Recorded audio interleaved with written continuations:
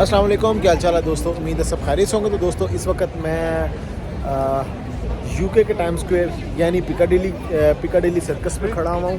और इसको क्यों मैं यूके का टाइम स्क्वायर कह रहा हूँ या फिर आप टोरंटो का डंडास स्क्वायर या फिर जापान के शिबुया स्ट्रीट, इससे मैं क्यों इसको एग्जांपल दे रहा हूँ, उसकी रीज़न ये है। ये पीछे जो स्क्रीन्स लगी हुई हैं, ये देखें। आप यूएसए में जाते हो, टाइम स्क्वायर की मेन पहचान क्या है? टाइम स्क्वायर की मेन पहचान यही स्क्रीन्स लगी हुई हैं बहुत सारी, वहाँ पे लोग जाते हैं पिक्चर्स बनाते हैं, ठीक है। और टोरंटो में डंडास स्क्वायर, वहाँ पे स्क्रीन्स लगी हुई हैं। इसी तरह शिबुया में आप जाते हो, टोक्यो में, वहाँ पे स्क्रीन्स लगी हुई हैं। अच्छा, अब इसको जो पिकाडेली सर्कस को यहाँ का टाइम स्क्वायर बोला जाता है। मैंने आज बात करनी है कि दोस्तों मैं अगर आता हूँ किसी कंट्री के अंदर, मैं आ सकता हूँ, आप क्यों नहीं आ सकते? उसकी रीज़न भला क्या? मुझे अक्सर लोग कहते हैं कि आपको वीज़े मिल ही जाते हैं। देखें भाई, वीज़ा ऑफिसर मेरा दोस्त नहीं है, या फिर वो मेरी ट्रैवल हिस्ट्री को देख के वीज़ा नहीं देता। मेरे भी वीज़े रिफ्यूज़ होते हैं, मुझे भी अक्सर रिफ्यूज़ कर देते हैं। उसकी रीज़न ये होती है कि उसने डॉक्यूमेंटेशन बेस पे वीज़ा देना होता है। यूएसए में और यूके में, दो कंट्रीज़ के अंदर मैं आज फ़र्क बता देता हूँ क्या फ़र्क है। आप यूएसए के टाइम स्क्वायर पे नहीं जा सकते तो यूके के पिकाडेली सर्कस पे आ सकते हो। यूएसए वीज़ा डिपेंड करता है टोटल इंटरव्यू पे, यूके का वीज़ा डिपेंड करता है टोटल डॉक्यूमेंटेशन के ऊपर। डॉक्यूमेंटेशन यूके की है तो आसान, लेकिन थोड़ी सी समझने वाली ट्रिकी है। जो इस ट्रिक को समझ लेता है यूके वीज़ा के डॉक्यूमेंटेशन के, वो डेफिनेटली वीज़ा हासिल कर लेता।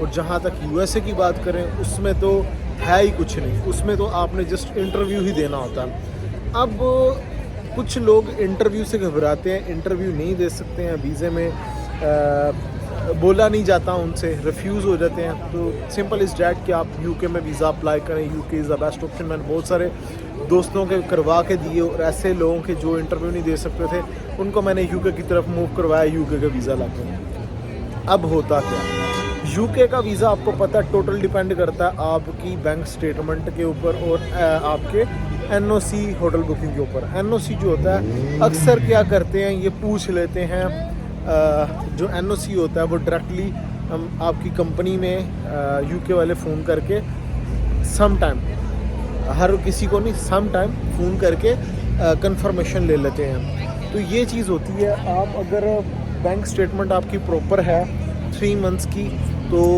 एनओसी है, डेफिनेटली आपको यूके वीज़ा देगा। सिर्फ आपने प्रॉपर डॉक्यूमेंटेशन करके अप्लाई करना। 3 मंथ की स्टेटमेंट, पासपोर्ट पिक्चर, एनओसी होती है। 15-20 हज़ार 25 हज़ार रियाल या दरम्स आपके अकाउंट में पड़े हों, डेफिनेटली आप वीज़ा अप्लाई करो, मिल ही जाएगा। और दूसरी चीज़ ये कि फ़्रेश पासपोर्ट पे वीज़ा देता है। ज़रूरी नहीं है कि आपने बड़ी ट्रैवल हिस्ट्रियाँ बना ली हैं तो दैन ही वीज़ा मिलेगा। हाँ, ट्रैवल हिस्ट्रियाँ जिनकी होती हैं उनको थोड़ा सा एज मिलता है, ज़रूर मिलता है, लेकिन बड़े कंट्रीज़ हमेशा किसी कंट्री के ऊपर डिपेंड हो के वीज़ा नहीं देते हैं। जो बड़े कंट्रीज़ होते हैं, उन्होंने अपनी डॉक्यूमेंटेशन देखनी होता है, उनका अपना क्राइटेरिया होता है। वो जहाँ पे उनको लगता है कि बंदा वापस जाएगा टूर करके मुकम्मल, तो डेफिनेटली उसको वीज़ा मिलता है। कोई भी कंट्री हो, उसकी यही पॉलिसी रहती है। किसी भी कंट्री को लगता है इस बंदे ने टूर करके वापस जाना, डेफिनेटली वीज़ा देगा। और कोई भी वो बंदा जिस एम्बेसी को लगे कि इसने वापस नहीं जाना, बेशक उसने पूरी दुनिया ही क्यों ना ट्रैवल कर लिया हो, उसको वीज़ा नहीं मिलना। ये चीज़ आपने अपने माइंड में रख लेनी है, बैठा लेनी है। तो गाइस, होपफुली कि मैंने जो इन्फॉर्मेशन दी है काफ़ी लोगों को समझ आ गई होगी। तो गाइस, नेक्स्ट वीडियो मिलूँगा नए टॉपिक पे। ख्याल रखें अपना, टेक केयर, अल्लाह हाफिज़।